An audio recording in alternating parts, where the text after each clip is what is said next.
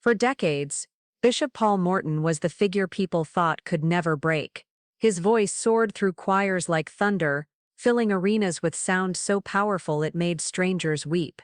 He stood as a giant, larger than life, the kind of leader whose presence alone made people believe in miracles. To many, he was not just a preacher or a singer, he was a symbol of unstoppable faith. But while the world only saw the fire, what they did not see were the nights when he left the stage drained, clutching his chest, whispering prayers not for his congregation, but for himself. The truth was that his body had been betraying him quietly for years. It didn't start with one big collapse, but with smaller cracks no one noticed. Exhaustion crept in, the kind that made preaching feel heavier than usual, the kind that left him barely able to travel. He would come home and sink into bed, unable to move for hours. His wife, Pastor Deborah Morton, would plead with him to rest, to slow down, to take care of himself. But how could he slow down when the world expected him to always stand strong, to always be present, to always carry others even when he could barely carry himself? Doctors had warned him.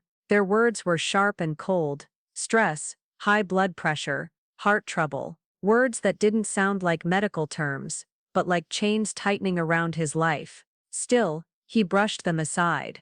God called me to this, he reminded himself over and over again. But even he could not ignore the frightening moments when it felt like his body was about to give out right there at the pulpit. One unforgettable night, after a sermon that had reduced the congregation to tears, Bishop Morton slipped backstage and nearly didn't get back up. His chest pounded violently. His heart raced as if trying to escape. His body was drenched in sweat. His knees trembled as he leaned against the wall, his breath short and jagged, dizziness closing in like darkness at the edge of his vision. For a moment that seemed to last forever, he thought, this is it, this is how my story ends. Somehow, he survived that terrifying night. Few people knew how close they had come to losing him. Instead of announcing his condition to the world, he kept it hidden. He smiled through the pain. He put on sharp suits and walked into the spotlight with his same blazing energy. He preached louder, sang harder, prayed longer, all while his body was slowly breaking under the weight of silence. Later, when the truth could no longer be denied, Bishop Morton admitted something few expected from a man like him. He wasn't just fighting physical illness, he was also battling depression. Yes, depression, a word that so many pastors avoided, a word that felt forbidden in church circles. How could the same man who lifted millions in song, who revived souls with scripture, confess that behind closed doors he sometimes couldn't even lift himself out of bed?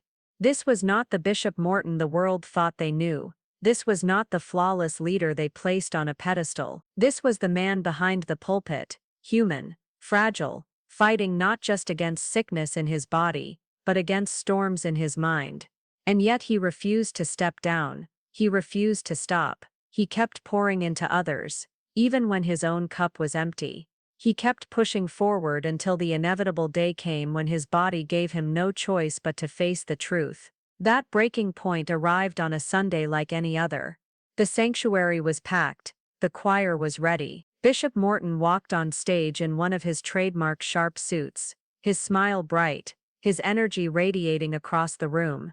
To anyone watching, it was another ordinary Sunday of worship, but behind the polished exterior was a body desperate for rest. Halfway through his sermon, people began to notice something was wrong. His booming voice grew shaky. His hand gripped the pulpit tighter than usual. Sweat ran down his brow, even though the air conditioning was cold enough to chill the room. He raised his voice as if trying to force himself back to normal, but his words started slurring. His legs buckled beneath him. And then, right there in front of his congregation, Bishop Paul Morton nearly collapsed.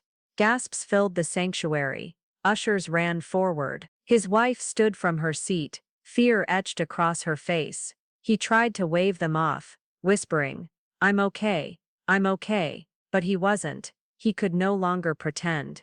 That moment changed everything. He was rushed home, and soon after, he was taken to the hospital. Tests were run. Doctors looked him in the eye and gave him the blunt truth: if you keep going at this pace, you won't survive the next collapse.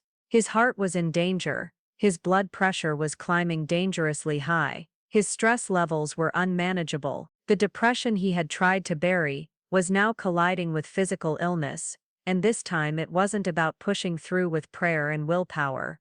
This was about survival. For the first time in his long career, Bishop Morton had to cancel appearances. The man who was always present had to step away. For someone whose life had been defined by speaking, teaching, and traveling, the silence that followed was almost unbearable. But in that silence, something shifted. He realized he could no longer pretend to be invincible. He could no longer hide his pain behind a smile or a suit.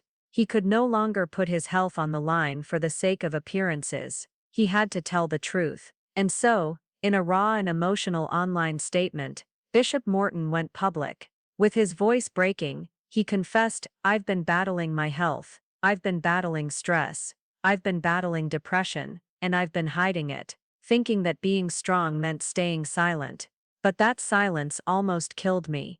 The honesty shocked the gospel world. This wasn't just any preacher, this was Bishop Paul Morton, founder of a national fellowship, father to thousands of pastors, a man people believed was unshakable. Now he was admitting he was human, broken, and in need of healing. His confession went viral. Some cried, some criticized, but most respected him more deeply than ever before. Because real strength is not about pretending to be unbreakable. Real strength is about admitting when you're weak. And after that confession, something unexpected happened. Instead of people distancing themselves, they drew closer. His phone lit up with messages of love and gratitude. Letters poured into his church from around the country. Pastors who had once idolized him as a symbol of perfection thanked him for showing vulnerability, because in his weakness, they found permission to face their own. The recovery journey was not easy. Doctors ordered him to rest. He had to cut back on preaching, cancel long tours, and learn to say no to the demands that once defined his life. At first it felt like a prison, but slowly, he began to understand that sometimes the greatest strength lies in stopping. His mornings shifted from constant travel to quiet prayer. His nights became moments of reflection, instead of collapse. In that forced stillness, Bishop Morton found something he hadn't experienced in years: peace.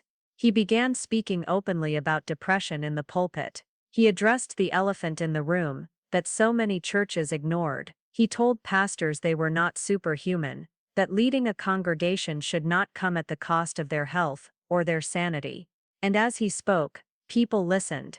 Churches that had never dared mention the word depression began holding workshops.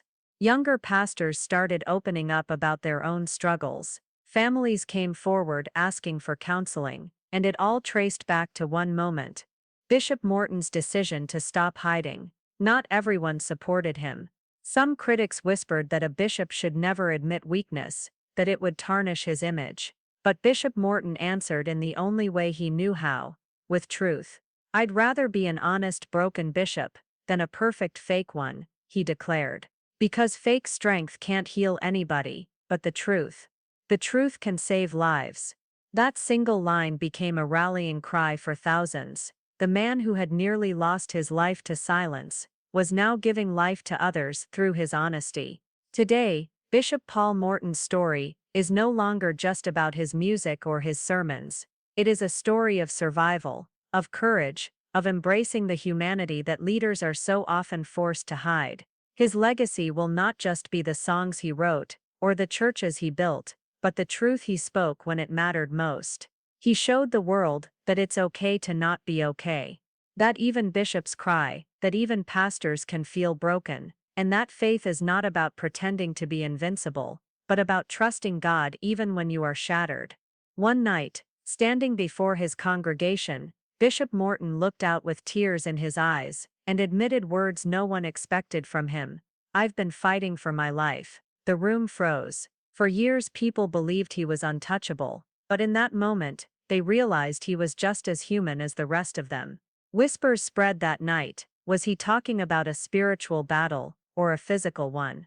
What did it mean that a man like Bishop Morton, the leader of one of the most powerful gospel movements in America, was secretly struggling? The truth was heartbreaking. He wasn't talking about a bad day or a small sickness. He was talking about something that nearly ended his story entirely, and yet he had carried it in silence, believing that silence was strength. But when the full story came out, it stunned not just his church, but the entire gospel world, and in that shock, something beautiful happened. Leaders began admitting their own struggles. Congregations became more compassionate, and countless lives were changed, because Bishop Morton had the courage to speak the words that so many were too afraid to say. That became his greatest sermon, not the ones shouted from the pulpit, but the quiet confession that he too was human. And maybe that truth was the most powerful message he ever gave.